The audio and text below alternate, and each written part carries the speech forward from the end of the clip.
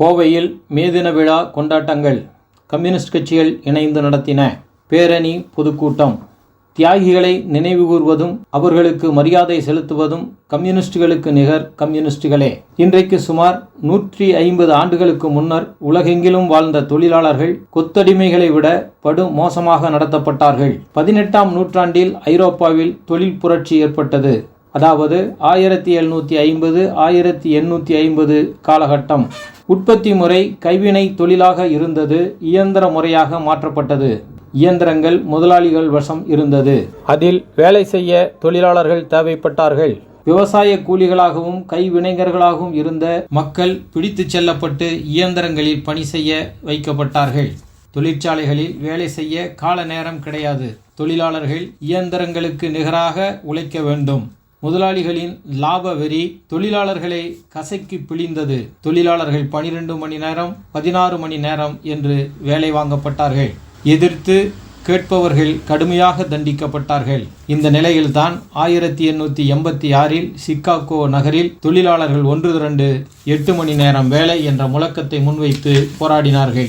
8 மணி நேரம் வேலை, 8 மணி நேரம் ஓய்வு, 8 மணி நேர உறக்கம் என்பது அவர்களது முழக்கமாகும். அவர்கள் மீது அடக்குமுறை கட்டவிழ்த்து விடப்பட்டது. போராடிய தொழிலாளர்கள் மீது குதிரைப்படையை வைத்து தாக்குதல் நடத்தப்பட்டது.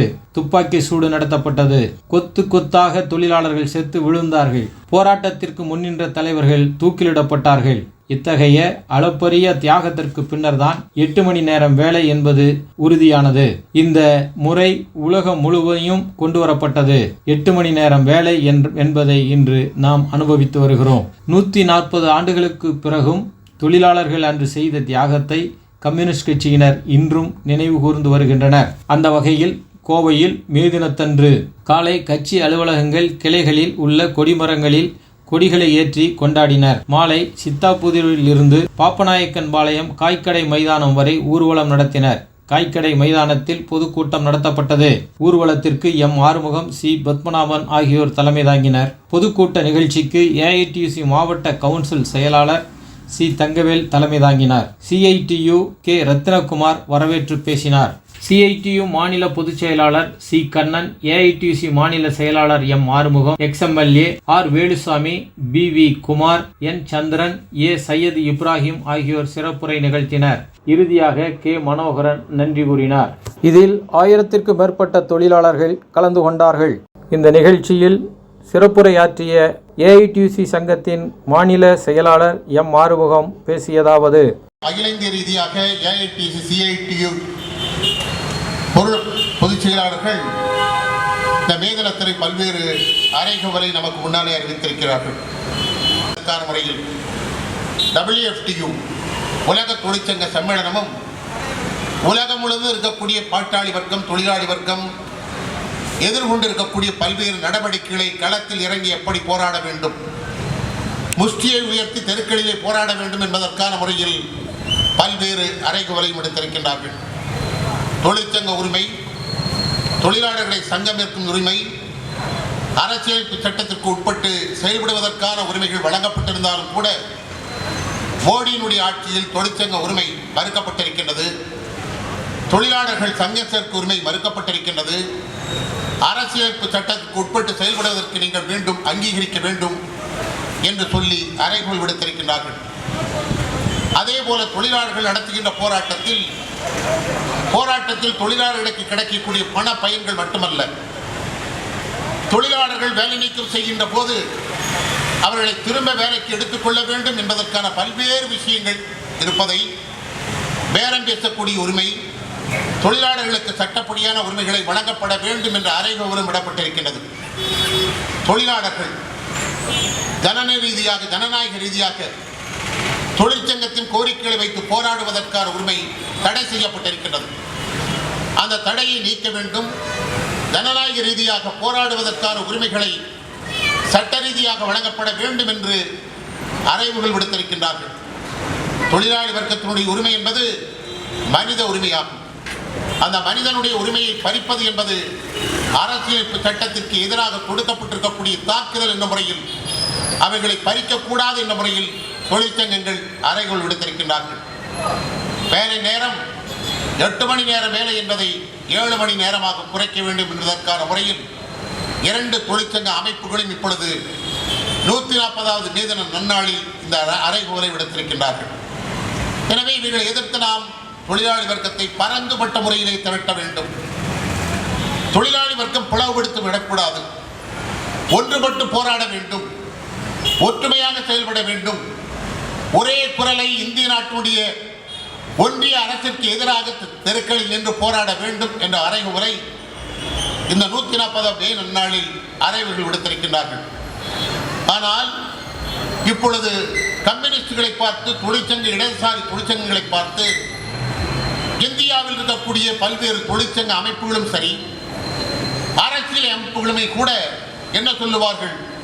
மாஸ்கோவில் மழை பெஞ்சதுன்னு கேட்டீங்கன்னா மதுரையில் கொடை பிடிப்பான்னு சொல்லி சொன்னாங்க. அதுக்கு என்ன பொருள்? மாஸ்கோன்னு சொல்றது யுஎஸ்ஏ பழைய மாஸ்கோ. இப்போ ரஷ்யா பல ஒன்றியங்களாக பிரிந்து விட்டன.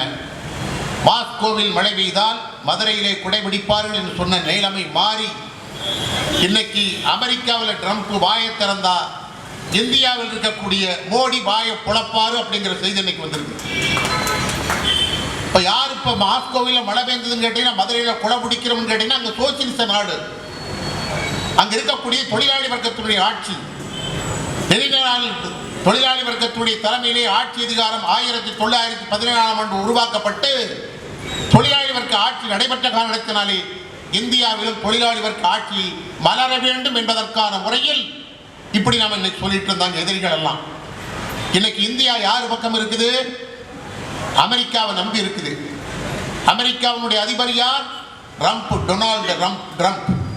அவர் எந்த நேரத்தில் என்ன பேசுறாருங்கிறது யாருக்கும் தெரியாது, அவருக்குமே தெரியாது. ஆனால் அவர் என்ன சொல்றாரோ சொல்றதுக்கு முன்னாலேயே இந்திய நாட்டினுடைய பாரத பிரதமர் அவர் சொல்றதுக்கு இங்க கொடை பிடிச்சிக்கிட்டு இருக்கிறார். இப்ப யாரப்பா கொடை பிடிக்கிறா? நாங்கள்ல. கொடை பிடிக்கிறது நீ. யாருக்கு ஆதரவா பிடிச்சிட்டு இருக்கிற? அமெரிக்க ஏகாதிபத்தியத்துக்கு எதிராக பிடிச்சிட்டு இருக்கிற, ட்ரம்புக்கு ஆதரவா பிடிச்சிட்டு இருக்கிற. இந்த ட்ரம்ப் என்ன பண்ணிட்டு இருக்கிறாரு? அமெரிக்காவில் இருக்கக்கூடிய தொழிற்சாலைகள் முழுமையும் உலகம் முழுவதும் இருக்கக்கூடிய நாடுகள் ஒன்றாக இருக்கக்கூடாது, சமாதானமாக இருக்கக்கூடாது, எப்பொழுதும் போராட்ட குணத்தோடு இருக்க வேண்டும். ஒரு நாடு இனி ஒரு நாட்டை கபலீகரம் செய்வதற்கான முறையில் போரை தூண்டிவிடக்கூடிய ஒரு நாடாக அமெரிக்கா இருந்து கொண்டிருக்கின்றது. அதுக்கு என்ன காரணம்? அமெரிக்காவில் இருக்கக்கூடிய நாடுகளில் முழுமையாக போர் தொழிற்சாலைகள் இருந்து கொண்டிருக்கின்றன. போருக்கு தேவையான தளவாடங்களை தயார் செய்யக்கூடிய தொழிற்சாலைகள் அமெரிக்காவில் அதிகம். எனவே அவனால் சும்மாம இருக்க முடியல. தயார் பண்ணக்கூடிய தளவாடங்கள் விற்பனையாகல. விற்பனையாகாத காரணத்தினாலதான் அவர் என்ன பண்ணாரு? இஸ்ரேலை தூண்டி விட்டு இன்னைக்கு அவர் பல்வேறு நடவடிக்கைகளை இஸ்ரேலை தூண்டிவிட்டு இன்னைக்கு லெபனான் மீது போர் தொடுத்தாரு. காசா பகுதியின் மீது இஸ்ரேல் போர் தொடுத்தது. காசா பகுதியில் இருக்கக்கூடிய மக்களை அழித்து ஒழித்தார்கள். லெபனான் மீது போர் தொடுத்து சாதாரண மக்கள், ஏழை எளிய மக்கள், குழந்தைகள் ஆஸ்பத்திரிகளில் சிகிச்சை பெற்றுக் கொண்டிருக்கக்கூடியவர்கள் எல்லாம் கொன்றார்கள் என்ற செய்தி வந்து கொண்டே இருந்தது. அடுத்து என்ன பண்ணியிருக்காரு? இஸ்ரேல் ஈரான் மீது படையெடுத்து ஈரானை அழிக்கிறதுக்கான முடிவுகளில் நடவடிக்கை எடுத்திருக்கிறான். ஒரு சின்னஞ்சிறிய நாடு, எண்ணெய் வளம் அதிகமாக இருக்கக்கூடிய நாடு. அந்த நாட்டில் தான் அமெரிக்காவில் இருக்கிறவங்க முழுவதும், கார்பரேட் நிறுவனங்கள் முழுவதும் அந்த எண்ணெய் கம்பெனிகளை லெபனான் அங்கே இருக்கக்கூடிய ஈரானில் நடத்திட்டு இருக்கிறாங்க. ஈரானை நம்ம அழைச்சி பிடிச்சி நம்ம நாட்டுக்கு கொண்டு வந்துட்டோம்னு கேட்டிங்கன்னா அதை அழித்து ஒழித்து விட்டால் அமெரிக்காவுடைய காலடியில் ஈரான் விழுந்துவிடும். எண்ணெய் வளங்கள் முழுவதும் உலகத்திற்கு நம்மளால் சப்ளை பண்ண முடியும் என்பதற்கான முறையில் ஈரான் மீது இஸ்ரேல் படையெடுக்க வைத்து மிகப்பெரிய அழிவை நோக்கி செல்லக்கூடிய நேரத்தில் தான் சீனா, ரஷ்யா, கம்போடியா, இன்னும் இருக்கக்கூடிய பல்வேறு நாடுகள், கியூபா போன்ற நாடுகள் எல்லாம் எதிர்த்த காரணத்தினாலே இப்பொழுது அங்கே ஈரான் ஒரு சின்னஞ்சிறிய நாடாக இருந்தாலும் கூட அமெரிக்காவில் பல தொழில்நுட்பம் வாய்ந்திருக்கக்கூடிய இராணுவ நுட்பங்களை எல்லாம் கண்டுபிடித்திருக்கக்கூடிய நாடு. அந்த ராடார் மூலமாக எதையுமே கண்டுபிடிக்க முடியும் என்று சொல்லக்கூடிய அந்த நாட்டில் ஈரான் ஒரு சின்னஞ்சிறிய நாடான அந்த நாடு அமெரிக்காவுடைய கப்பலை அடித்து நொறுக்கிட்டான், விமானத்தை அடித்து நொறுக்கிட்டான், எப்படா இதெல்லாம் செய்ய முடிஞ்சதுன்னு சொல்லிட்டு இன்னைக்கு அமெரிக்காவிற்கு கலக்கம் ஏற்பட்டுத்தான் இப்பொழுது போர் ஒரு மாத காலத்திற்கு நிறுத்தி வைப்பதுன்னு சொல்லிட்டு அறிவித்திருக்கிறாங்க. இதனால தான் நிற்கிது போர். ஒரு மாத காலத்திற்கு ஈரான் மீது படையெடுப்பது இல்லை என்று நிறுத்தி வைத்திருக்கிறார்கள். என்ன காரணம்? ஒரு சின்னஞ்சிறிய நாடு ஈரான். அந்த நாடு நம்முடைய அமெரிக்காவுடைய கப்பலவே அடித்து நொறுக்கிட்டான், விமானத்தை அடித்து நொறுக்கிட்டான். இன்னும் என்ன பண்ண போறாங்கிறது யாருக்கும் தெரியாது. அவன் இருக்கக்கூடிய ஆயுதங்களை நம்மளால கண்டுபிடிக்க முடியல. ஏதாவது பண்ணதுன்னு கேட்டீங்கன்னா, அமெரிக்காவுக்கே எதிராக வந்து குண்டு போட்டான்னு கேட்டீங்கன்னா அமெரிக்காவே அழிஞ்சு போயிருங்கிறது பயத்தினால தான் இப்போ நிறுத்தி வச்சிருக்கிறானே தவிர வேற இன்னும் ஒன்றும் இல்லை. ஆனால் ட்ரம்ப்னுடைய நடவடிக்கை எதிர்த்து இன்னைக்கு உலகம் முழுவதும் இருக்கக்கூடிய மக்கள் கிளர்ந்தெழுந்து தெருக்களில் நின்று போரை நிறுத்து என்று குரல் கொடுத்துக் கொண்டிருக்கின்றார்கள். அமெரிக்க நாட்டில் இருக்கக்கூடிய மக்களே ட்ரம்புக்கு எதிராக தெருக்களில் நின்று போரை நிறுத்த வேண்டும் என்பதற்கான முறையிலே குரல் கொடுத்து போர்க்குடியை உயர்த்தி இருக்கின்றார்கள். அதனால தான் இன்னைக்கு அந்த போர் நிறுத்தப்பட்டிருக்கு. ஆனால் நம்ம நாட்டினுடைய பாரத பிரதமர் இருக்கிறாரே, ஒன்றும் சொல்ல வேண்டிய அவசியமே இல்லை. இந்த ட்ரம்ப் என்ன சொல்றாரோ அதுக்கு முன்னாலேயே முந்திட்டு சொல்லக்கூடிய ஆள் வந்து நம்ம ஆளு யாரு? மோடியை பற்றி நம்ம சொல்ல வேண்டிய அவசியமே இல்லை. இதுவரை நாட்டில் இருந்த பாரத பிரதமர்களில் இவ்வளவு நாடுகளுக்கு அண்டவெளியிலேயே சுற்றுப்பயணம் பண்ணிட்டு இருக்கக்கூடிய ஒரே ஒரு ஆள் இவர் தான். தரையில் இருந்ததே கிடையாது. நாடாளுமன்றத்துக்கு வரமாட்டாரு, பத்திரிகைகளுக்கு பேட்டி கொடுக்க மாட்டாரு, மக்களை சந்திக்க மாட்டாரு, மக்களால் தேர்ந்தெடுக்கப்பட்ட நாடாளுமன்ற உறுப்பினர்கள் கேட்கக்கூடிய கேள்விக்கு பதில் சொல்ல மாட்டாரு. நாடாளுமன்றமே எங்க இருக்குதுன்னு கேட்டுட்டு இருக்கிறார் மோடி. அந்த மாதிரி ஒரு ஆள் தான் இந்திய நாட்டினுடைய பாரத பிரதமராக இப்பொழுது செயல்பட்டுக் கொண்டிருக்கிறார். அவர்தான் மோடியினுடைய அடிவரடியாக, மோடியினுடைய காலடியில் கிடந்து இன்னைக்கு அமெரிக்க ஏகாதிபத்தியத்திற்கு கார்ப்பரேட் நிறுவனங்களுக்கு சேவை செய்யக்கூடிய ஒரு நாடாக இந்திய நாடு மாறி இருக்கிறது. நாடாளுமன்றத்தையே கார்ப்பரேட் நிறுவனங்களுக்கு ஆதரவாக செயல்படுவதற்கான செயல்பாட்டை உருவாக்கி இருக்கிறார்கள். அதிலிருந்து தான் அவர் நிறைவேற்றக்கூடிய கொள்கைகள் என்ன? RSS கொள்கை. பாரதிய ஜனதா கட்சிங்கிறது ஒரு கட்சியே அல்ல. எல்லா கலவையும் சேர்ந்துதான் இன்னைக்கு பாரதிய ஜனதா கட்சி. அது RSS இருக்கிற RSS கொள்கையை நடைமுறைப்படுத்துவதற்காக இருக்கக்கூடிய ஒரு கருவிதான் பாரதிய ஜனதா கட்சி. அது இன்னைக்கு என்ன பண்ணிட்டு இருக்கிறான்? இந்தியாவில் காங்கிரஸ் அல்லாத ஒரு ஆட்சி, இடதுசாரிகள் கட்சிகள் இல்லாத ஒரு ஆட்சி, RSS கொள்கையை ஒட்டித்தான் பாரதிய ஜனதா கட்சி ஆட்சி நடத்தும். இந்தியாவினுடைய ஒரே ஆட்சியின் கீழ் கொண்டு வர வேண்டும் என்பதற்கான முறையில் ஒரே நாடு, ஒரே மொழி, ஒரே தேசம் என்றது மட்டுமல்ல, இந்துக்கள் தான் இந்தியாவை ஆள வேண்டும் என்ற நிலையிலிருந்து இப்பொழுது செயல்பட்டுக் கொண்டிருக்கக்கூடிய அந்த நாட்டிற்கு அதை நரேந்திர மோடி அவர்கள் செயல்பட்டுக் கொண்டிருக்கிறார்கள். அதிலிருந்து தான் நாம் இந்த விஷயத்தை பார்க்கணும். அப்ப இது ஒரு கார்ப்பரேட் ஆட்சி, பன்னாட்டு கம்பெனிகளுக்கு ஆதரவான ஆட்சி, பெருமுதலாளிகளை பாதுகாக்கக்கூடிய ஆட்சி, இந்திய நாட்டினுடைய விவசாயத்திற்கு எதிரான ஒரு ஆட்சி, இந்திய நாட்டினுடைய தொழிலாளி வர்க்கத்திற்கு எதிரான ஒரு ஆட்சி, கிராமப்புறத்திலே வாழ்ந்து கொண்டிருக்கக்கூடிய விவசாய தொழிலாளர்களுக்கு எதிரான ஒரு ஆட்சி, பாட்டாளி வர்க்கத்திற்கு எதிரான ஒரு ஆட்சி, இந்தியாவில் இருக்கக்கூடிய கிராமப்புறத்தில் வாழ்ந்து கொண்டிருக்கக்கூடிய தாழ்த்தப்பட்ட பிற்படுத்தப்பட்ட மிகவும் பிற்படுத்தப்பட்ட மக்களுக்கு எதிரான ஒரு ஆட்சி என்பதனை நாம் புரிந்து கொண்டால் மட்டுமே மோடியை பற்றி நாம் நல்லா புரிந்து கொள்ள முடியும்.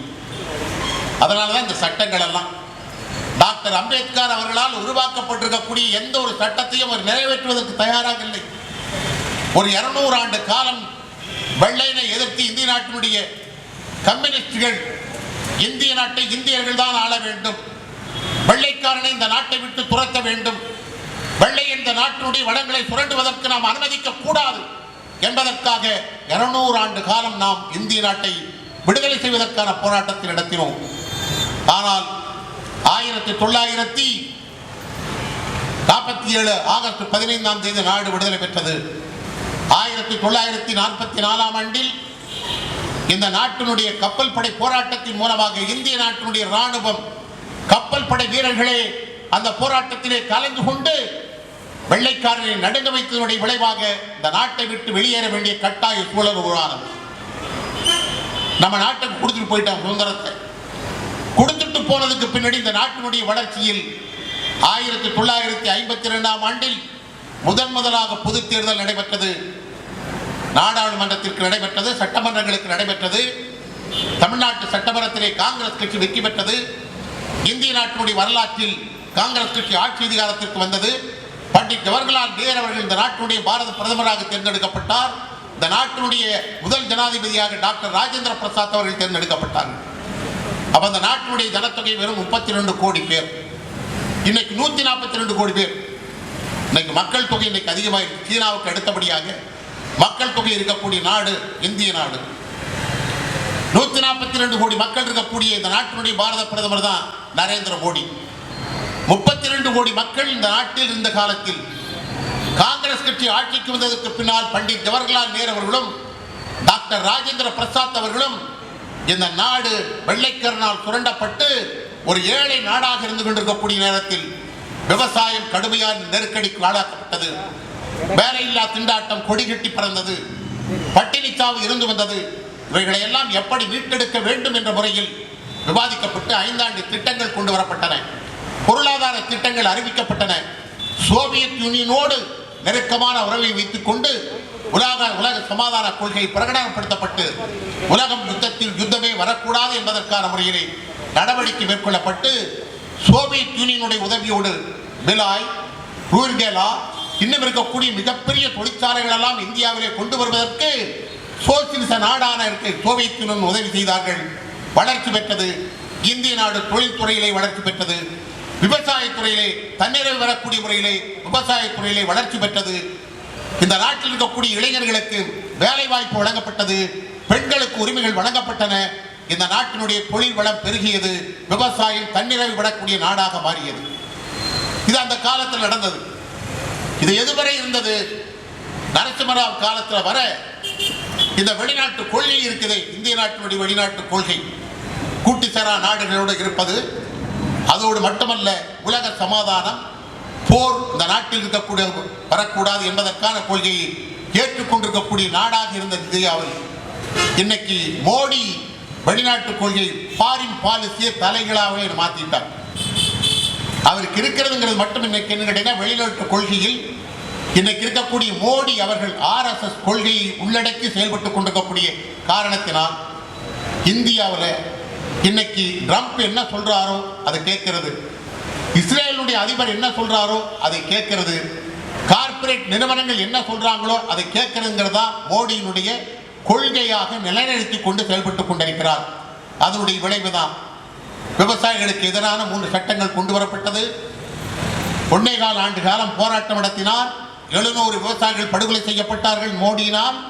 அதற்கு பின்னர் அந்த சட்டம் திரும்ப பெறப்பட்டது. திரும்ப பெறப்பட்ட காலத்திலே கொடுத்த வாக்குறுதிகளை இந்த நிமிடம் வரை நிறைவேற்றவில்லை. அது இன்னைக்கு ஒரு பக்கம் அப்படியே இருந்துகிட்டு இருக்கு. ஐக்கிய முற்போக்கு கூட்டணியுடைய ஆட்சி நடைபெற்றுக் கொண்டிருந்த காலத்தில் 64 நாடாளுமன்ற உறுப்பினர்களில் இடதுசாரி கட்சிகள் இடம்பெற்ற காரணத்தினாலே நாடாளுமன்றத்தில் விவசாய தொழிலாளர்களுக்கு ஆண்டொன்றுக்கு 100 நாள் சட்டம், அவர்களுக்கு கூலி வழங்கக்கூடிய சட்டம் கொண்டு வரப்பட்டது.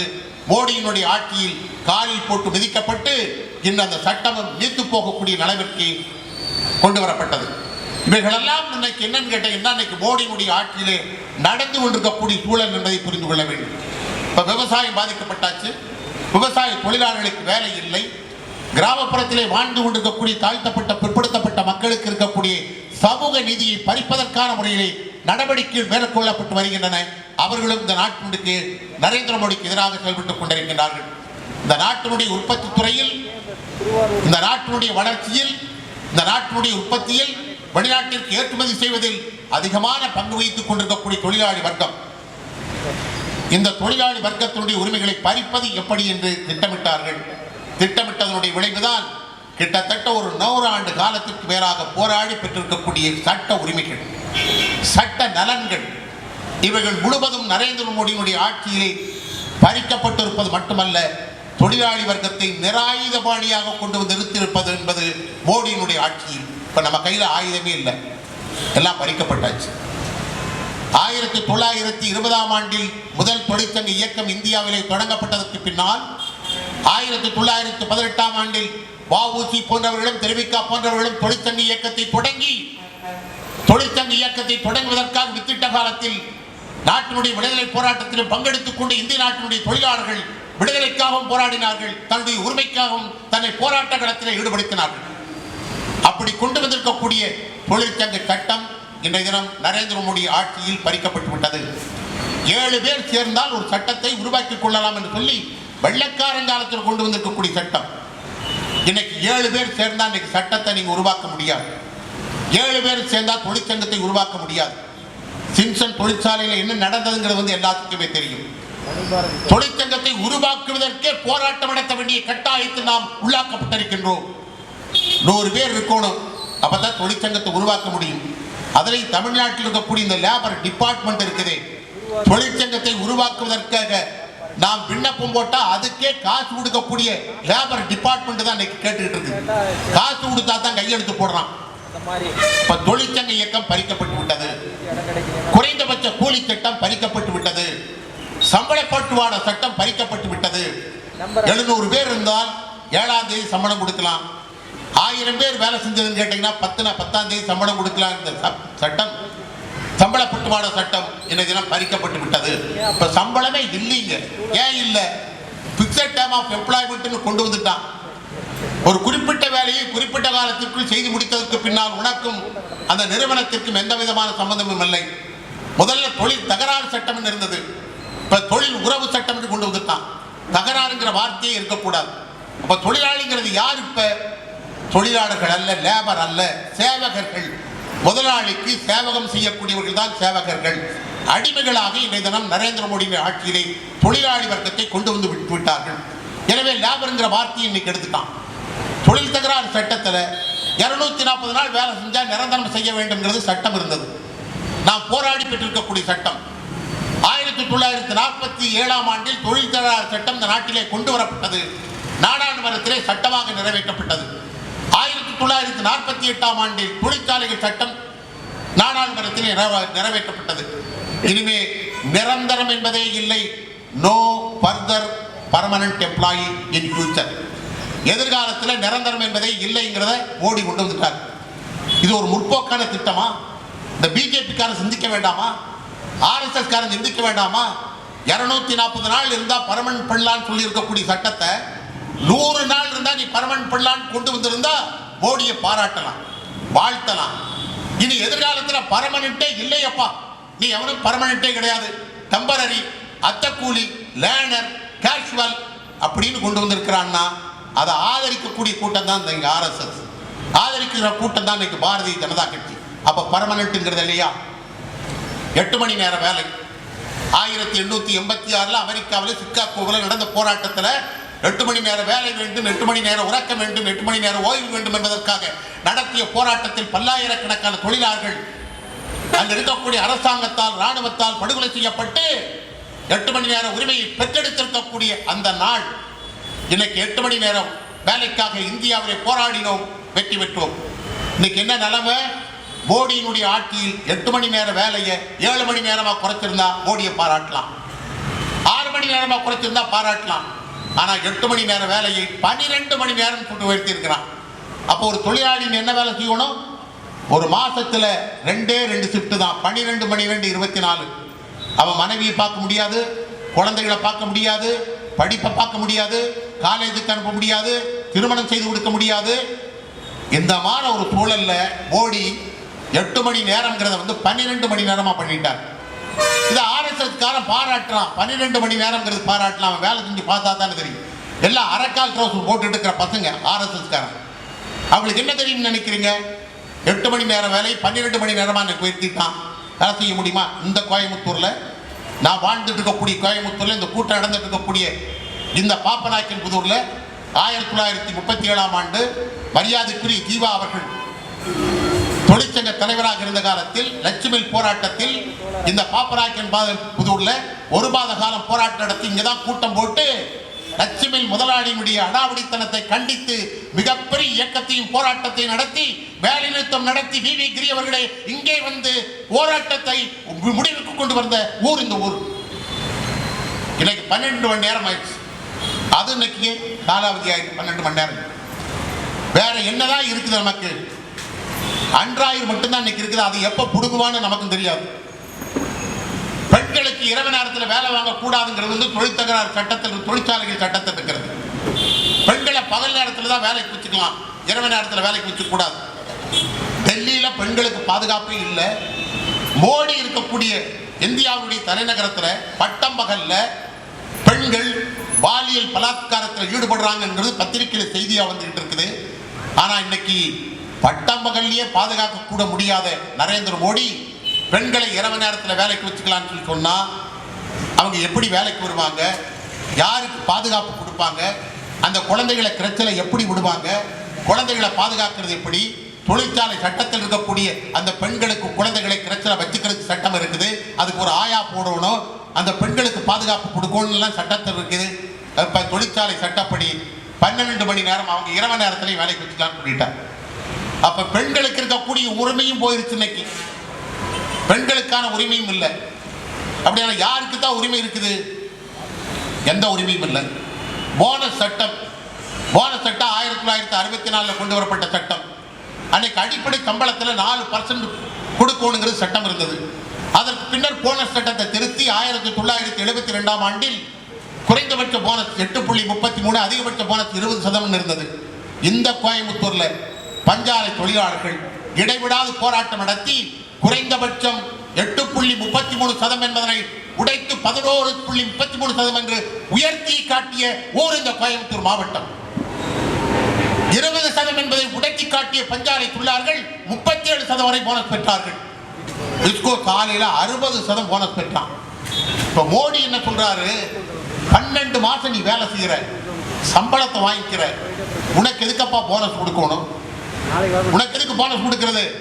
உனக்கு போனஸ் இல்ல, காரமட கவாலத்தை தான் கொடுக்கணும்னு சொல்லிட்டு இனி போனஸ் சட்டமும் அடியோடு ஒழிக்கப்பட்டு விட்டது. போனஸ் இல்ல. குறைந்தபட்ச சம்பளம் பார்த்தீங்கன்னா ஹரியானாவில், பீகார்ல, யூபியில, குஜராத்தில் படித்து பட்டம் பெற்றிருக்கக்கூடிய தோழர்கள் தொழிற்சாலையில் வேலை செஞ்சுட்டு இருக்கிறான். அவனுக்கு கொடுக்குற சம்பளம் 11,000 ரூபாய். இன்னைக்கு 11,000 ரூபாய் சம்பளத்தை வாங்கிட்டு இன்னைக்கு நாக்கு விழிக்கிறதா? இன்னைக்கு எப்படி குடும்பத்தை நடத்துறது? வாழ்க்கை எப்படி நடத்துறது? அவரெல்லாம் அன்னைக்கு போராட்டம் நடத்திட்டு இருக்கிறான். மோடி கொண்டு வந்திருக்கக்கூடிய ஏப்ரல் 1ஆம் தேதியிலிருந்து 44 சட்டங்களில் 29 சட்டங்கள் நீங்களாக மீதம் இருக்கக்கூடிய சட்டத்தினுடைய 4 தொகுப்புகளில் இருப்பதை நடைமுறைப்படுத்துவதற்கான முறையில் நடைமுறைப்படுத்திய காரணத்தினாலே அந்த 4 மாநிலங்களில் தொழிலாளர்கள் தெருக்களில் போராட்டம் நடத்தி கொண்டிருக்கிறார்கள். சாதாரண போராட்டம் அல்ல. நமக்கு இன்னும் ரோசம் வரல, எப்ப வரும்னு தெரியாது. தெருக்களில் நின்று போராட்டம் நடத்தணுங்கிறதா மே தினத்துடைய அறைகூவல். கையை உயர்த்தி, புஷ்டியை உயர்த்தி போராட்டம் நடத்த வேண்டும். தொழிலாளி வர்க்கத்தை பிளவுபடுத்தக் கூடாது. போராட்டத்தை விரிவுபடுத்த வேண்டும். தொழிலாளி வர்க்கத்தை ஐக்கியப்படுத்த வேண்டும் என்ற முறையில் அறிவிப்பு கொடுத்திருக்காங்க. 4 மாநிலங்களில் பிரம்மாண்டமான எழுச்சி மிக்க போராட்டங்கள் இன்னைக்கு நடந்துட்டு இருக்கு. பிக்ஸட் டைம் ஆஃப் எம்ப்ளாய்மெண்ட் முடிஞ்சது. அது முடிஞ்சது. கொண்டு வந்ததுக்கு பின்னால பேங்க்ல சொன்னார் எத்தனை லட்சம் பேர் வேலை இல்லாமல் இருக்கிறான்னு. எல்லாத்திலையும் ரிட்ரீட்மெண்ட். பொதுத்துறை நிறுவனங்களை பற்றி சொல்ல வேண்டிய அவசியமே இல்லை. 263 பொதுத்துறை நிறுவனங்கள் இருக்குது. லாபகரமாக இயங்கிக் கொண்டிருக்கக்கூடிய நிறுவனங்கள். அந்த லாபகரமான இயங்கிக் கொண்டிருக்கக்கூடிய நிறுவனங்களை குறைந்த விலையில் அடிமாட்டு விலைக்கு விற்பதுதான் நரேந்திர மோடியினுடைய அடிப்படையான கொள்கை. வித்துக்கிட்டு இருக்கிறார். வித்து பணமா பண்ணிட்டு இருக்கிறார். அந்த பணமா பண்ணி என்ன பண்றாருன்னு கேட்டீங்கன்னா, எவன் பேங்க்ல எல்லாம் கொள்ளையடித்தானோ, கொள்ளையடித்தவெல்லாம் வெளிநாட்டுக்கு ஓடிட்டு இருக்கிறான். அந்த பணத்தை, கொள்ளையடித்த பணத்தில் இவன் கட்டிட்டு இருக்கிறான். வரியை குறைச்சிட்டாரு. பேங்க் நட்டத்தில் இயங்கிட்டு இருக்குது. பேங்கை மூடிட்டு இருக்கிறான். எதிர்காலத்தில் வேலை இல்லை. இன்னைக்கு பேங்க்ல வேலை செய்யக்கூடியவர்கள் எல்ஐசி எவ்வளவு காப்பீட்டு துறை சாதாரண துறையா? காப்பீட்டு துறையில் இன்னைக்கு அங்கம் பெறாதவர்கள் யாரும் இருக்க முடியாது. ஏதாவது ஒரு வகையில் எல்ஐசியில் இன்னைக்கு உறுப்பினராக இருக்காங்க. இன்னைக்கு அந்த காப்பீட்டு துறையினுடைய முதலீடவே இன்னைக்கு தனியாருக்கு கொடுப்பது மட்டுமல்ல, டெபாசிட் செய்யக்கூடிய அளவிற்கு மோடியினுடைய நடவடிக்கை அமைந்திருக்குது. பொதுத்துறை முடிஞ்சது. ரயில்வேனுடைய அந்த தண்டவாளத்தை வித்து போட்டான். ரயில் உற்பத்தி செய்யக்கூடிய அந்த தொழிற்சாலை வித்துட்டான். ரயிலவே தனியாருக்கு கொடுத்துட்டான். மதுரையிலிருந்து சென்னைக்கு ஒரு ரயில் போகுது. இந்த லாட்டரி சீட்டை அடித்த மார்க்கிங் வாங்கியிருக்கிறதா சொல்றாங்க. அப்ப தனியார் மயம். ரயில் தனியா இருக்கு, பேங்க் தனியா இருக்கு, விமானம் டாட்டாவுக்கு மீண்டும் கொடுத்துட்டான். இந்தியன் ஏர்லைன்ஸ் ரொம்ப குறைஞ்ச விலையில ஏர்லைன்ஸை வந்து இன்னைக்கு டாட்டாவுக்கு கொடுத்துட்டான். தனியாருக்கு போன உடனேயே இந்த விமான நிலையத்தில் பார்த்தீங்கன்னு கேட்டீங்கன்னா தொடர்ச்சியா 2 மாசத்துக்கு முன்னால டவுன் பஸ்ல ஏறதுங்கிற மாதிரி எல்லாரும் விமான நிலையத்தில் அங்கேயே விமானம் கிடைக்காம அங்கேயே தங்கியிருந்தாங்க. ஒரே போராட்டம் நடந்துட்டு இருக்குது. விமானம் தனியார் மயம், ரயில்வே தனியார் மயம். அதே மாதிரி இந்த நாட்டிற்கு தேவையான ராணுவ தளவாடங்களை உற்பத்தி செய்யக்கூடிய தொழிற்சாலைகள் 42 தொழிற்சாலைகள் இருக்கின்றன. வெள்ளைக்காரன் காலத்திலே கொண்டு வரப்பட்டது. இந்திய நாட்டின் மீது அந்நியன் படையெடுக்கக்கூடிய காலத்தில் அதை எதிர்த்து போராடுவதற்கான முறையில் டேங்கு, குண்டு, துப்பாக்கி செய்யக்கூடிய தொழிற்சாலைகள் ஏராளமாக இருந்தன. அந்த தொழிற்சாலைகளில் 3 ஷிப்ட் வேலை நடந்துட்டு இருந்தது. 3 ஷிப்ட். இன்னைக்கு இந்திய நாட்டுடைய ராணுவ ரகசியங்கள் வெளியே தெரியக்கூடிய அளவிற்கு இன்னைக்கு அம்பானிக்கு ஒரு ஷிப்ட்ல வேலை செய்யறதுக்கு அனுமதி கொடுத்தான். யாரு? இந்திய நாட்டுடைய ராணுவத்திற்கு தேவையான தளவாடங்களை உற்பத்தி செய்யக்கூடிய தொழிற்சாலைகளை இன்று அம்பானிக்கு ஒரு ஷிப்ட் வேலை செய்து கொள்ளலாம் என்று கொடுத்தாச்சு. இனிமேல் இந்திய நாட்டுடைய ராணுவ ரகசியங்களை யாரும் மறுக்க முடியாது, மறைக்கவும் முடியாது. அந்நியன் ஈஸியா புரிஞ்சுக்குமா. எல்லாமே இன்னைக்கு தனியார் மயம். பொதுத்துறை நிறுவனங்களை முழுமையாக ஒழிப்பது என்பது அவருடைய நோக்கம். அதோடு மட்டுமல்ல, இந்தியாவில் இன்னைக்கு எனக்கு முன்னால பேசின ஒருத்தர் சொன்னார், பஞ்சாலைகள் கோயம்புத்தூர் மாவட்டம் வந்து பஞ்சாலைகள் நிரம்பி இருக்கக்கூடிய மாவட்டம், மூலப்பொருள் அதிகமாக உற்பத்தி செய்யக்கூடிய மாவட்டம். இன்னைக்கு ஒரு மில்லு கூட இல்லை, எல்லா மில்லையும் மூடிட்டான். ஆனா மக்கள் துணி போடாம இருக்கிறானா? இன்னைக்கு 890 கோடி மக்கள் இருக்கக்கூடிய உலகத்தில் உலக மக்கள் முழுவதும் ஆடை அணிய வேண்டும். அவர்களுக்கு தேவையான ஆடையை உற்பத்தி செய்ய வேண்டும். அதற்கு பஞ்சாலைகள் தேவைப்படுகின்றன. பஞ்சாலைக்கு தேவையான மூலப்பொருட்கள் தேவைப்படுகின்றன. அப்ப அந்த மூலப்பொருட்களை வைத்துக் கொண்டு பஞ்சாலைகளை இயக்க வேண்டும். ஆனா மோடி இன்னைக்கு என்ன பண்ணிட்டாரு? இங்க பஞ்சாலைகள் தேவையில்லைப்பா, நான் கற்கால மனிதர்களைப் போல இந்தியாவில் இருக்கக்கூடிய மக்களை இலதலை கட்டி அந்த கோமணத்தோட நான் வர்றதுக்கு முயற்சி பண்ணிக்கிறேன். அவங்க இருக்கக்கூடாது. வெளிநாட்டிலிருந்து இறக்குமதி பண்ணிக்கலாம், துணியெல்லாம் பனியனை உற்பத்தி பண்ணிக்கலாம், அன்றாயை உற்பத்தி பண்ணிக்கலாம், வேட்டியை உற்பத்தி பண்ணிக்கலாம், இறக்குமதி பண்ணிக்கலாம், சட்டையை இறக்குமதி பண்ணிக்கலாம். இனிமேல் இந்தியாவில் தயார் பண்ண வேண்டிய அவசியம் இல்லைன்னு சொல்லி இன்னைக்கு இந்தியாவில் இருக்கக்கூடிய தொழிற்சாலைகள் இந்த மோடி ஆட்சிக்கு வந்ததுக்கு பின்னால, வாஜ்பாய் அவர்கள் இந்த நாட்டினுடைய பாரத பிரதமராக வந்ததுக்கு பின்னால கோயம்புத்தூர் இருக்கக்கூடிய தொழிற்சாலைகள் முழுவதும் மூடப்பட்டு விட்டன. இந்தியாவில் இருக்கக்கூடிய பஞ்சாலைகள் 124 பஞ்சாலைகள் தேசுடைமையாக்கப்பட்டன. பார்வதி கிருஷ்ணன் அவர்கள் இந்த நாட்டினுடைய நாடாளுமன்ற உறுப்பினராக இருந்த காலத்தில் 1974ஆம் ஆண்டு பாலதண்டாயுதம் மறைந்ததற்கு பின்னால் தனி தீர்மானத்தை கொடுத்து தமிழகத்திலே இந்த பஞ்சாலைகளை எல்லாம் தமிழக அரசுடைமையாக்கப்பட்டிருக்கின்றன. அதே போல இந்தியாவில் மூடப்பட்டிருக்கக்கூடிய பஞ்சாலைகளை அரசுடைமையாக்கப்பட்ட வேண்டும் என்று சொல்லி தனி தீர்மானம் கொடுக்கப்பட்டு நாடாளுமன்றத்தில் இந்திரா காந்தி அம்மையார் அவர்கள் பாரத பிரதமராக இருந்த காலத்தில் தேசிய இன்னைக்கு 300 தொழிலாளர்கள் இருந்தால், ஏற்கனவே இருக்கக்கூடிய சட்டம் 300 தொழிலாளர்கள் இருந்தால் அந்த ஆலையை குளோசர் செய்ய முடியாது, லாக்அவுட் செய்ய முடியாது, ரிட்ரேஸ்மெண்ட் செய்ய முடியாது, லே ஆஃப் செய்ய முடியாது என்ற சட்டம் இருந்தது. ஆனால் இன்னைக்கு மோடி என்ன பண்ணிட்டார்னா, அந்த 300 தொழிலாளிகள 100ஆ குறைச்சு 100க்கு மேல் இருந்தால் அவன் அந்த ஆலையை மூடிக்கலாம், ரிட்ரேஸ்மெண்ட் பண்ணலாம், லே ஆஃப் பண்ணலாம் என்று சொல்லி முதலாளிகளுக்கு தாராளமாக வந்து பிளாங்க் செக் கொடுத்த மாதிரி கொடுத்துட்டார். இன்னைக்கு இந்தியாவில் இருக்கக்கூடிய முதலாளிகள் முழுவதும் யாரை வேலைக்கு வச்சுக்கணும், யாரை வச்சுக்க கூடாதுன்னு சொல்லிட்டு தெளிவாக இன்னைக்கு இருக்கிறான். ஆனால் 100 பேருக்கு இருந்தால் செய்யக்கூடாதுன்னு இருக்கிறதுல நம்ம முதலாளிகள் என்ன பண்ணிட்டான்னு கேட்டீங்கன்னா, 100 இருந்தால் தான் நீ செய்யக்கூடாதுன்னு சொல்ற, நான் 99 வச்சுக்கிறேன், நான் பண்ணேன் 99 வச்சுக்கிட்டு அதையும் க்ளோஸ் பண்றான்.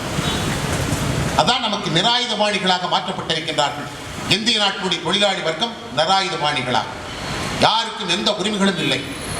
எத்தனை வருஷமா போராடி பெற்ற உரிமைகள், இந்த உரிமைகள் முழுவதும் இன்னைக்கு பறிக்கப்பட்டு விட்டன, நிராயுதபாணியாக்கப்பட்டிருக்கின்றன. எனவேதான் நாம தொடர்ச்சியா போராட்டம் நடத்திட்டு இருக்கிறோம். இந்த 44 சட்டங்களில் 24 சட்டங்களை சுருக்கி கொண்டு வந்திருப்பதை அதை அமல்நடத்த கூடாது என்பதற்காக இந்திய நாட்டினுடைய CITU AITC தலைமையேற்று இந்தியாவில் இருக்கக்கூடிய BMS சங்கம் நீங்களாக அனைத்து சங்கங்களும் பரந்துபட்ட ஒற்றுமையின் மூலமாக அதை உருவாக்கி அதை தடுத்து நிறுத்திய பெருமை இந்த அமைப்பிற்கு சாரும். அதனுடைய விளைவுதான் இன்னைக்கு அமலாக்கல. ஆனா இப்ப மோடி இன்னைக்கு ஏப்ரல் 1ஆம் தேதியிலிருந்து இந்த சட்டங்கள் நடைமுறைக்கு வரும் என்று அறிவித்து விட்டார்கள். நடைமுறைக்கு வந்தால் இந்தியாவில் ஒரு தொழிலாளி கூட நிரந்தரமான தொழிலாளர்கள் இருக்க மாட்டார்கள்.